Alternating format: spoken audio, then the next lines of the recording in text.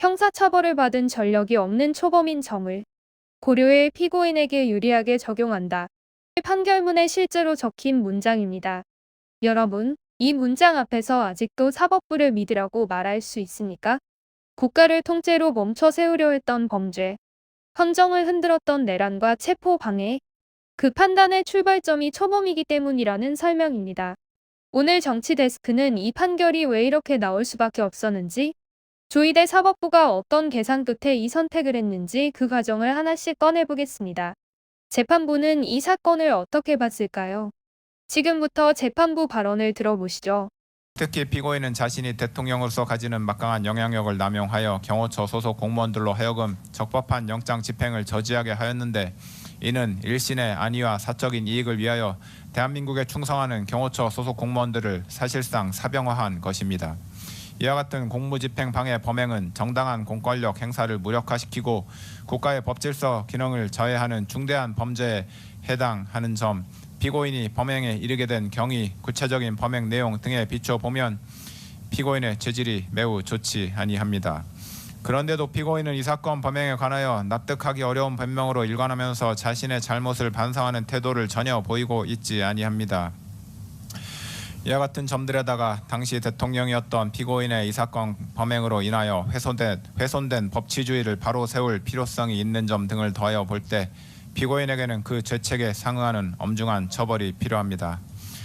다만 허위 공문서 작성, 대통령 기록물 관리에 관한 법률 위반 및 공용서류 손상 범행의 경우 피고인이 적극적으로 범행을 주도하거나 확정적인 계획하에 범행하였다고는 보기 어려운 점, 형사처벌을 받은 전력이 없는 초범인 점 등을 피고인에게 유리한 정상으로 참작하고, 그 밖에 피고인의 나이, 성행, 환경, 범행의 동기와 경위, 수단과 결과, 범행 후의 정황 등 이 사건 기록과 변론에 나타난 양형의 조건이 되는 여러 사정들을 종합하여 형을 정하기로 합니다. 이상의 이유로 다음과 같이 판결을 선고합니다. 주문, 피고인을 징역 5년에 처한다. 이 사건 공소사실 중 허위 작성 공문서 행사의 점 및 허위 공보 관련 직권남용 권리 행사 방해의 점은 각 무죄. 피고인은 이 판결에 불복이 있으면 오늘부터 7일 이내에 이 법원에 항소장을 제출하여 항소할 수 있습니다. 이상으로 판결 선고를 마쳤습니다. 법원은 말했습니다. 헌법을 위반했고 절차를 무시했고 경호처를 사실상 사병처럼 썼고 반성조차 없다고요. 죄질이 매우 나쁘다. 국가 질서를 흔들었다. 여기까지만 들으면 누가 봐도 중형입니다. 강한 처벌이 전제된 판단입니다. 그런데 결론은 징역 5년입니다. 이유는 단 하나. 초범이라는 점을 피고인에게 유리하게 적용했다는 겁니다. 여러분, 헌정을 무너뜨린 범죄의 처음이라서라는 말이 붙는 순간 이건 판결이 아니라 판단의 포기입니다. 법의 이름을 빌렸을 뿐 선택은 이미 끝나 있었습니다.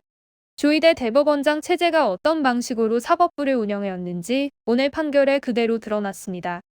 더 문제는 이 판결이 끝이 아니라는 점입니다. 이건 하나의 사건이 아닙니다. 기준선입니다. 앞으로 모든 재판이 이 선을 기준으로 움직이게 될 첫 번째 신호탄입니다. 윤석열은 현재만 해도 여러 재판을 앞두고 있습니다.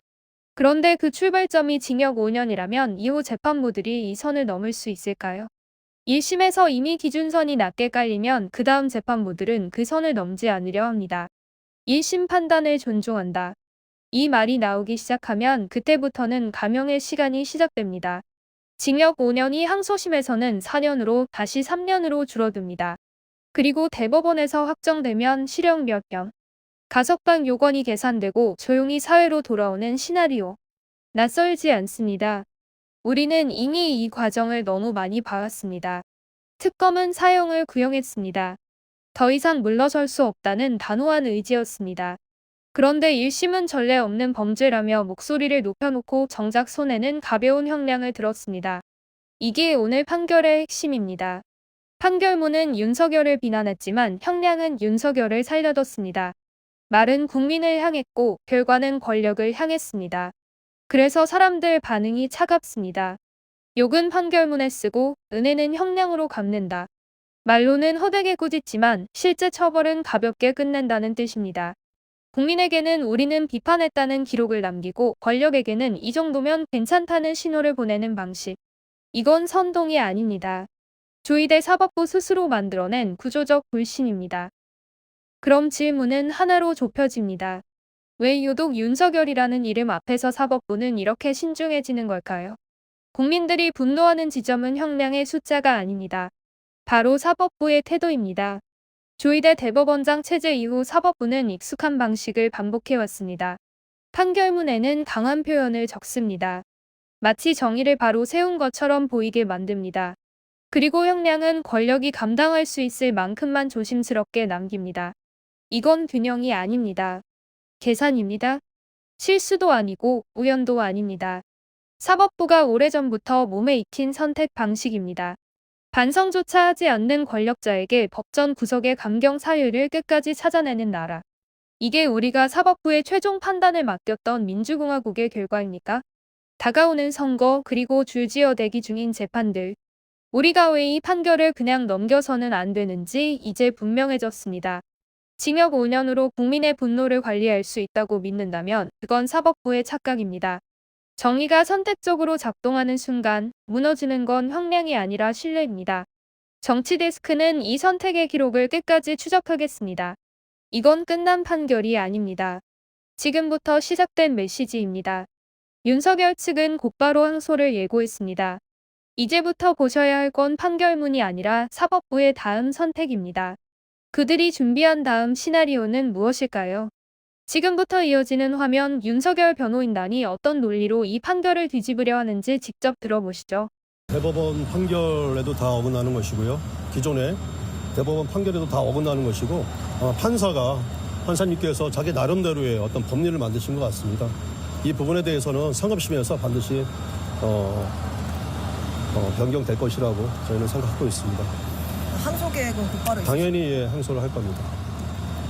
이게 보면 문제가 뭐냐 하면 사실 사실에 대해서 판단을 했다기보다는 특검의 일방적인 주장을 모두 받아들인 판결이라고 볼 수 있습니다. 그래서 기존에 나왔던 증거조사를 통해 나왔던 그런 부분들을 모두 무시한 판결이기 때문에 저희로서는 납득을 할 수가 없습니다. 예.